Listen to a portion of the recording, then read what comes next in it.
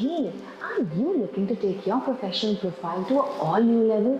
Then you need to add a new skill that will truly set you apart. We are all fluent in our mother tongues, be it Hindi, Telugu, Tamil, etc. But have you ever thought of learning a visual language? A language where you do not use your voice. Instead, you communicate through your hands, your facial expressions, and your body language. Yes, this language is Indian Sign Language. Proficiency in Indian Sign Language not only showcases your linguistic abilities, but also your commitment towards having an effective communication with everybody around you. Now you might wonder, why do we need to learn Indian Sign Language and not the other languages that are already out there in the market? Well, let me tell you. Indian Sign Language is not just a language, it is a bridge that connects the deaf and the hearing world. By mastering this language, you are not just adding to your skill set, but you are also showing your support towards an inclusive society.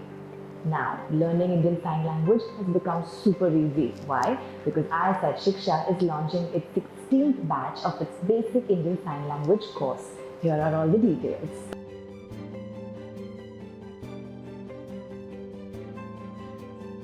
Don't miss out on this exciting opportunity and become the favorite of all the recruiters out there.